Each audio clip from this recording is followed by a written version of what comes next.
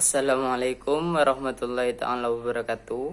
Perkenalkan, nama saya Syamsul Armanda, NIM E2019-2414. Di sini saya akan mereview 5 tugas dari teman-teman, yaitu yang berupa 5 makalah. Yang pertama, saya akan membahas tentang peradaban Islam pada zaman Bani Umayyah. Tentu kita ketahui, pada zaman Bani Umayyah kita mengalami perkembangan yang sangat pesat. Peradaban Islam mulai menguat dan mendominasi. Islam menjadi pusat kiblat. Maksud pusat kiblat di sini adalah sebagai pusat dari masyarakat Eropa yang mulai meniru gaya-gaya kita, budaya Islam, dan memiliki suatu peradaban yang maju pada zaman itu. Tidak menutup kemungkinan pada zaman hal itu disebut dengan The Golden Age of Islam, yang diartikan sebagai masa keemasan Islam pada masa Bani Abbasiyah. Dengan banyak kekuatan yang cukup mendominasi, baik itu di bidang astronomi, kedokteran, filsafat, kimia, farmasi, biologi, fisika, maupun sejarah.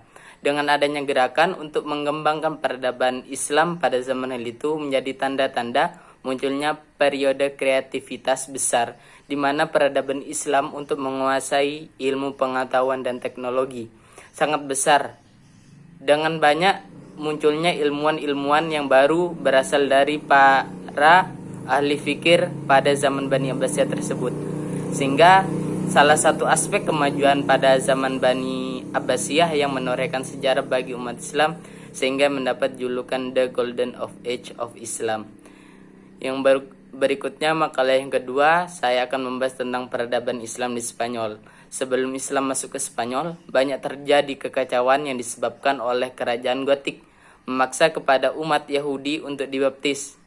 Hal ini membawa dampak perpecahan yang sangat signifikan di antara bangsa Spanyol itu sendiri. Keadaan ini dimanfaatkan oleh umat Islam di dalam menaklukkan Spanyol, atau pada zaman itu masih dikenal dengan nama Andalusia.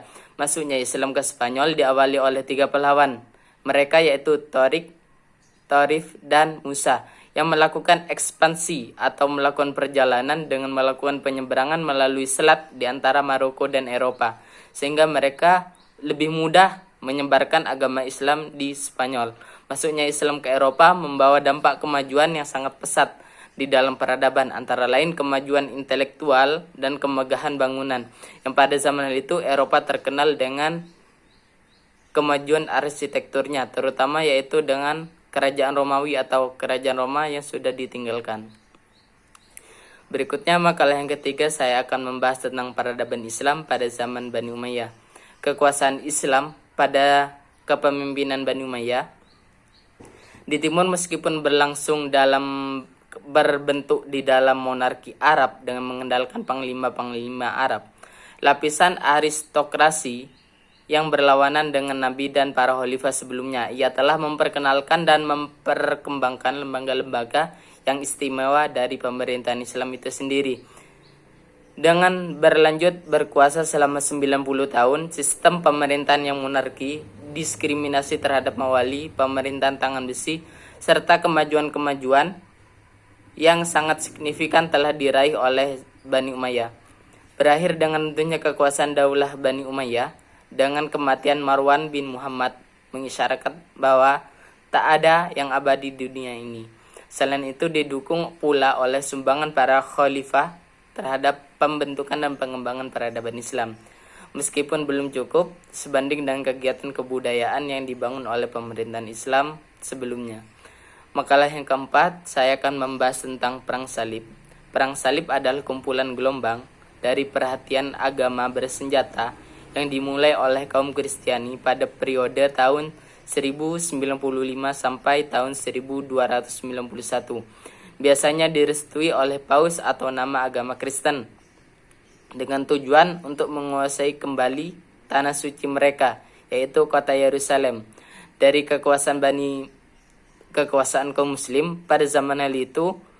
Awalnya diluncurkan berbagai jawaban atas permintaan dari Kekaisaran Bizantium untuk menguasai kota Yerusalem. Akan tetapi, kekuasaan kaum Islam pada zaman itu melawan ekspansi dari dinasti Seljuk yang beragama Islam ke Anatolia. Anatolia ini pada zaman itu dikuasai oleh kaum Kristen. Maka dari itu terjadilah perang, di mana perang tersebut dinamakan dengan perang salib.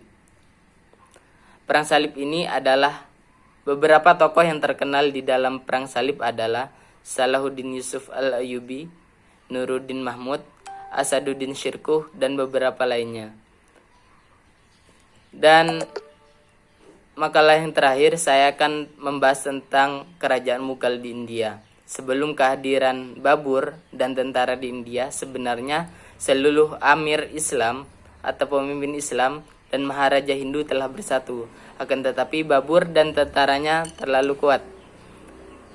Babur dan tentaranya jauh lebih kuat sehingga mereka tidak terlalu sulit untuk ditaklukkan. Setelah Babur meninggal, kekuasaan Mughal mulai melemah. Humayun sebagai penerusnya tidak mampu menahan serangan dari Sher Shah, penguasa etnik Afghanistan yang pada zaman itu beragama Islam. Ia pun melarikan diri ke Persia sebagai pengungsi dengan bantuan Syekh Tarnat I. Penguasa Safawi Humayun berhasil merebut kembali Delhi. Maka dari itu beberapa sekelumit dari 5 makalah yang sudah saya rangkum di dalam tugas UAS kali ini. Mungkin hanya itu yang bisa saya sampaikan, kurang lebihnya. Wassalamualaikum warahmatullahi taala wabarakatuh.